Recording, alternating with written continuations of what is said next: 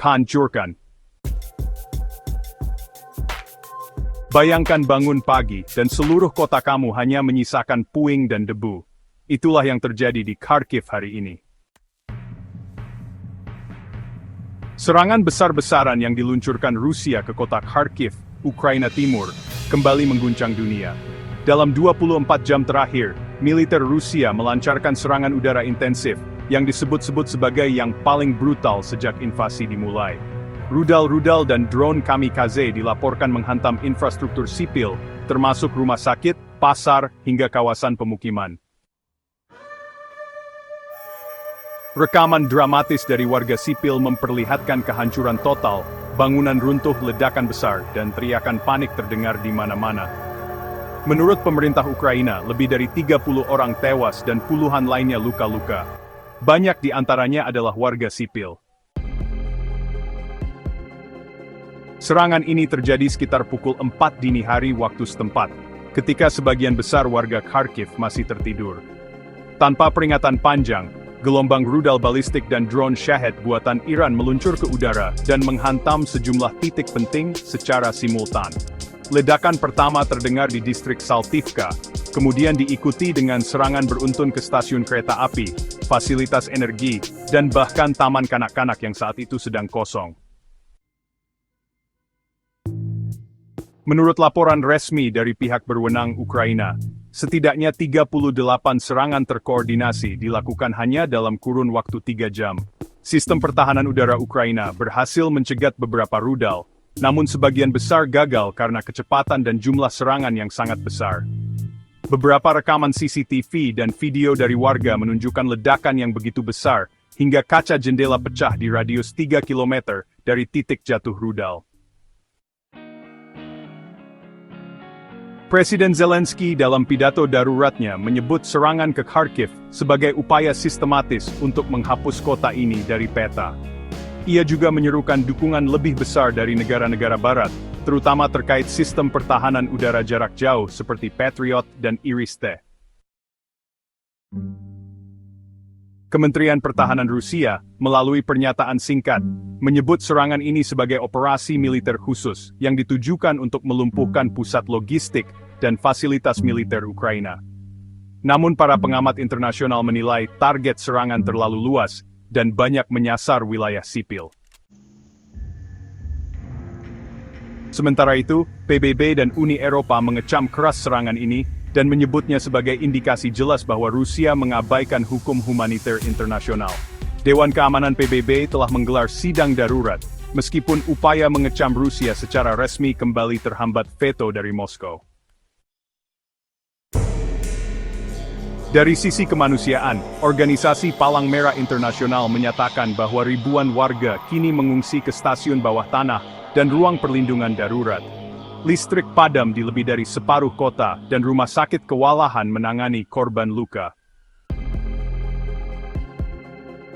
Salah satu momen paling mengejutkan dalam serangan ini adalah ketika sebuah rudal hipersonik Kinzhal dilaporkan menghantam fasilitas bawah tanah yang selama ini digunakan sebagai tempat evakuasi warga sipil dan logistik medis. Ledakan itu bukan hanya menghancurkan struktur beton bertingkat, tapi juga memicu kebakaran besar yang melahap kendaraan dan bangunan di sekitarnya. Petugas penyelamat menggambarkan adegan tersebut sebagai, neraka di bawah tanah. Tim jurnalis internasional, termasuk dari Al Jazeera dan Sky News, berhasil merekam langsung kehancuran tersebut. Salah satu video viral memperlihatkan ibu-ibu yang histeris mencari anaknya di reruntuhan, sementara ambulans berlalu lalang tanpa henti. Potongan video itu telah diputar jutaan kali dalam waktu kurang dari 12 jam, di media sosial dan kanal berita global. Di tengah kepanikan warga, pasokan air bersih dan listrik terputus total di sebagian besar distrik. Banyak warga yang hanya mengandalkan lilin dan baterai cadangan untuk bertahan. Beberapa rumah sakit terpaksa menghentikan operasi karena generator kehabisan bahan bakar. Wali kota Kharkiv, Ihor Terekhov, menyebut serangan ini sebagai pembantaian terhadap warga sipil dan meminta komunitas internasional segera mengirim bantuan kemanusiaan serta peralatan penyelamatan. Dalam pidatonya ia berkata, yang diserang bukan militer, yang hancur adalah sekolah anak-anak kami, rumah-rumah warga biasa, dan masa depan kota ini. Sementara itu, militer Ukraina mengklaim bahwa sebagian besar rudal yang digunakan Rusia dalam serangan kali ini adalah senjata presisi tinggi yang seharusnya menghindari korban sipil. Namun pada kenyataannya, lebih dari 60% kerusakan terjadi di zona pemukiman padat. Para ahli menyebut ini sebagai bentuk terror bombing atau taktik pembantaian psikologis terhadap populasi sipil. Pihak Rusia belum mengeluarkan komentar resmi terkait tuduhan ini. Namun media pemerintah Rusia mengklaim bahwa Kharkiv adalah markas dari beberapa unit drone Ukraina dan sah untuk dihancurkan. Serangan brutal ke Kharkiv ini tidak terjadi dalam ruang hampa. Banyak analis menilai bahwa aksi militer Rusia kali ini merupakan bagian dari strategi tekanan menjelang pertemuan puncak NATO yang akan digelar dalam waktu dekat. Dengan menyerang salah satu kota terbesar dan paling berpengaruh di Ukraina secara frontal, Moskow seolah mengirim pesan bahwa kekuatan konvensional Rusia masih sangat aktif dan mampu mengguncang kawasan timur Eropa kapan saja. Seiring intensifikasi serangan, Kementerian Luar Negeri Ukraina menyatakan bahwa mereka tengah mengajukan permintaan mendesak untuk sistem pertahanan udara tambahan, termasuk sistem Patriot dari Amerika Serikat dan Sempetti dari Italia, Perancis. Amerika Serikat sendiri, dalam pernyataan resmi Gedung Putih pagi ini, mengutuk serangan tersebut dan menyebutnya sebagai penghancuran tanpa alasan terhadap warga sipil. Namun, belum ada tanda-tanda pengiriman senjata tambahan secara cepat, karena isu politik dalam negeri Amerika Serikat tengah menghambat pengesahan paket bantuan militer berikutnya. Eskalasi ini juga memicu ketegangan di perbatasan timur NATO. Negara-negara seperti Polandia, Rumania, dan negara-negara Baltik kini meningkatkan siaga militer mereka, mengantisipasi kemungkinan meluasnya konflik ke wilayah aliansi NATO. Di sisi lain, Tiongkok dan India, yang selama ini bersikap lebih netral, mulai mengungkapkan kekhawatiran atas krisis kemanusiaan yang terus memburuk, namun tetap menahan diri untuk mengecam langsung Rusia. Sementara itu, data dari UNHCR menunjukkan bahwa lebih dari 12.000 warga Kharkiv mengungsi hanya dalam 2 hari terakhir. Banyak dari mereka bergerak ke barat, menuju Dnipro dan Kiev, menambah beban logistik di wilayah yang selama ini sudah penuh oleh pengungsi internal. Lembaga-lembaga kemanusiaan internasional, termasuk UNICEF dan World Food Program, memperingatkan bahwa khusus anak-anak dan lansia, situasi ini sangat rentan karena kurangnya akses air bersih. A bud step die for art for doing this. Laporan-laporan independen juga mengindikasikan adanya penggunaan senjata termobarik, jenis senjata yang memiliki daya hancur sangat tinggi dan biasa digunakan untuk menghancurkan target dalam gedung atau bunker. Jika terbukti, penggunaan senjata jenis ini di wilayah padat penduduk bisa menjadi bukti tambahan dugaan kejahatan perang oleh Rusia di Kharkiv. Hingga pagi ini, total lebih dari 70 lokasi strategis dan sipil di Kharkiv telah dilaporkan rusak berat atau hancur total.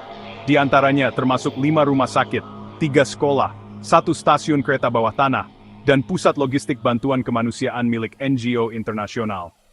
Serangan ini dinilai sebagai serangan terencana terhadap urat nadi kehidupan sipil oleh banyak pengamat kemanusiaan.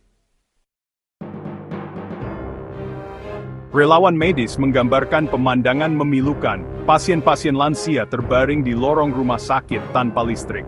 Operasi darurat dilakukan hanya dengan cahaya senter, dan anak-anak dirawat di lorong bawah tanah, karena bangsal anak rusak akibat guncangan ledakan. Ambulans pun kewalahan. Satu ambulans harus menangani hingga 4 lokasi serangan berbeda dalam waktu yang bersamaan, membuat banyak korban tidak tertolong tepat waktu. Sejumlah relawan internasional dari Polandia, Jerman, dan Australia yang tergabung dalam misi kemanusiaan menyampaikan bahwa ini adalah hari terburuk mereka sejak bekerja di Ukraina. Mereka menyebut hari itu sebagai 1 hari, 3 pekan penderitaan. Beberapa bahkan meminta evakuasi karena keamanan tidak dapat dijamin.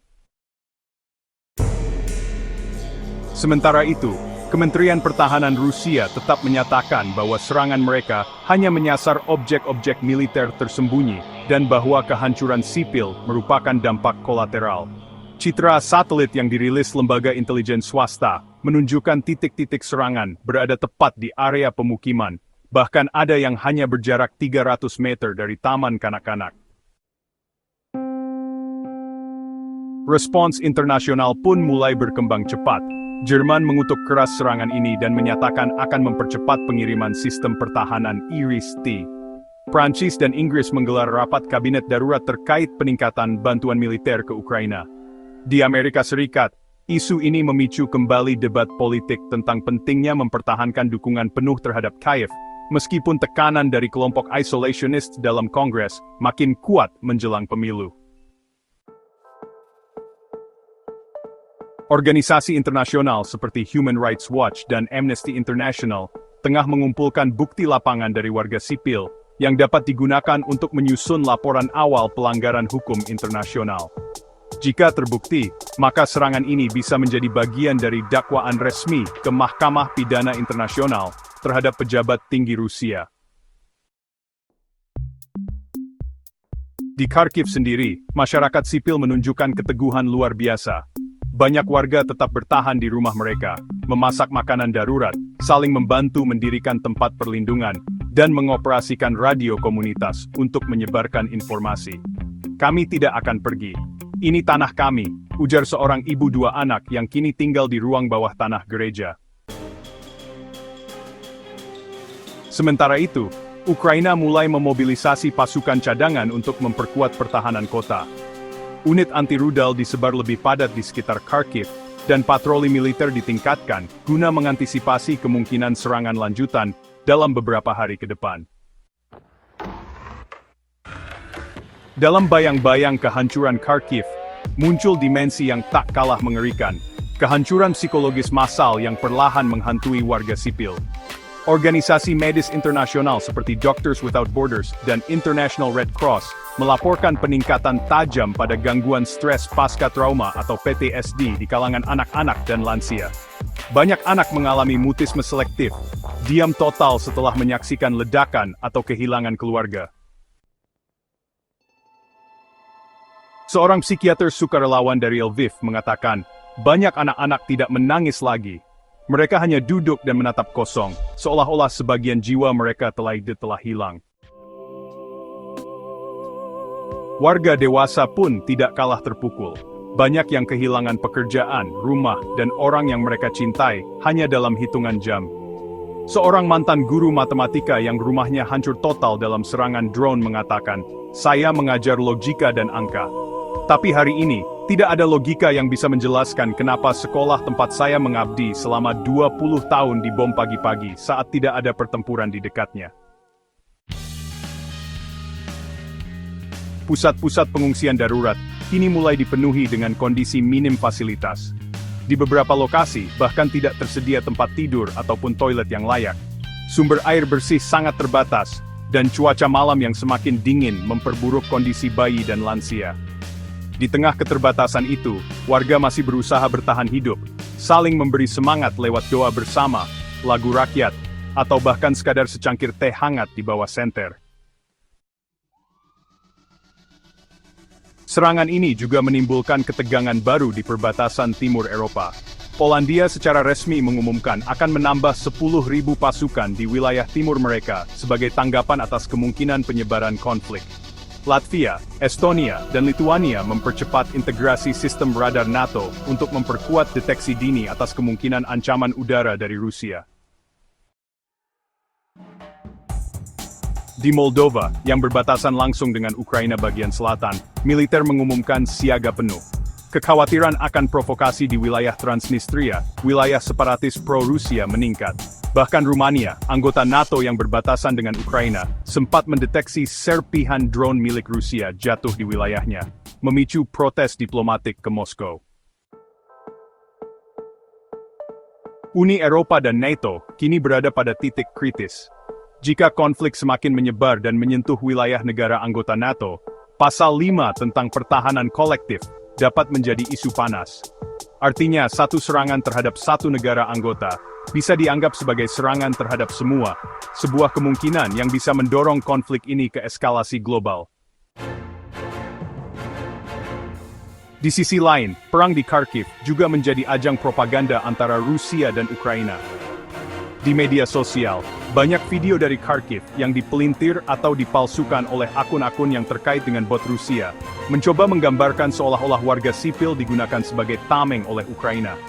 Namun, tim investigasi dari lembaga seperti Bellingcat dan BBC Verify telah mengungkap banyak dari video tersebut sebagai manipulasi digital atau diambil dari konflik lain di masa lalu.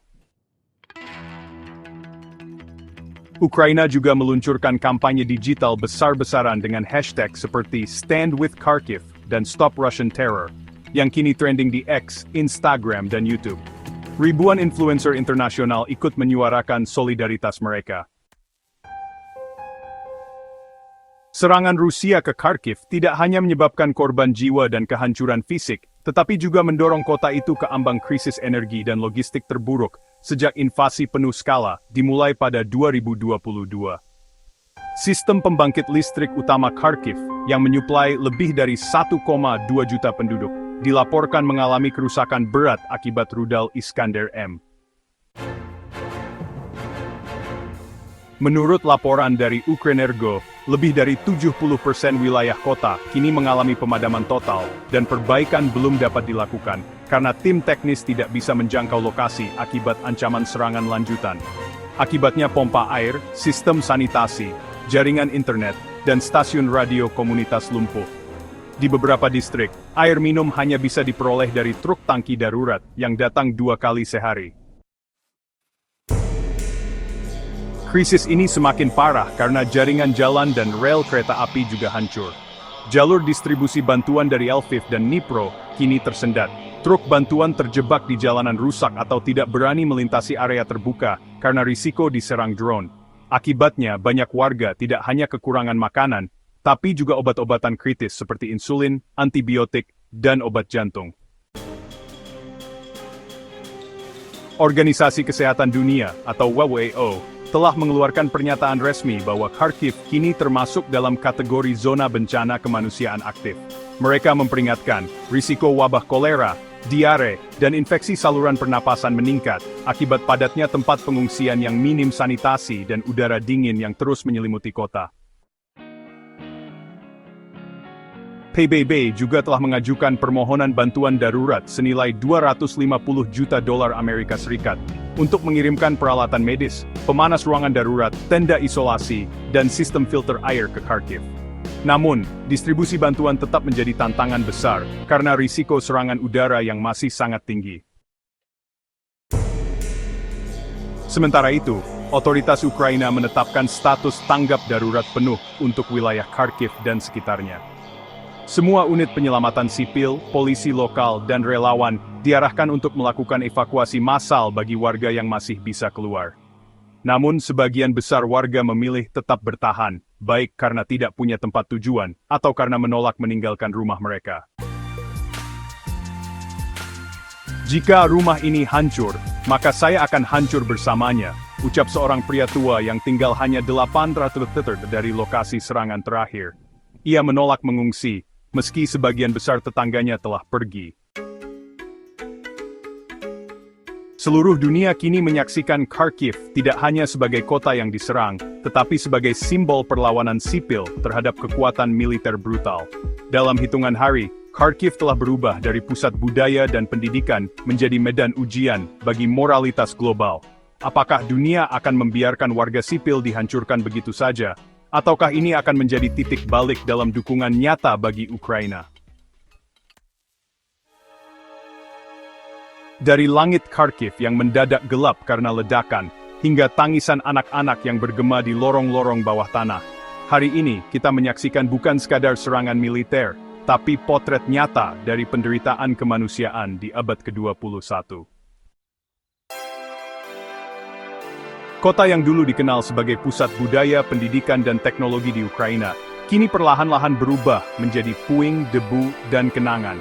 Tapi, satu hal yang tidak hancur adalah semangat warganya. Semangat untuk bertahan, untuk tidak menyerah, dan untuk terus hidup di tengah kehancuran. Pertanyaannya sekarang adalah, apakah dunia cukup berani untuk bertindak, atau hanya akan terus menonton? Apakah kita akan terus membiarkan konflik ini mengoyak nurani kita hari demi hari? Kragens volting solies inte beckens ksimulet du of. Jika video ini menggugah hati kamu, jangan lupa untuk like, komentar, dan subscribe.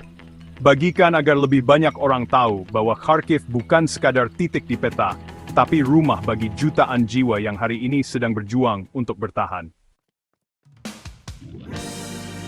Sampai jumpa di video berikutnya.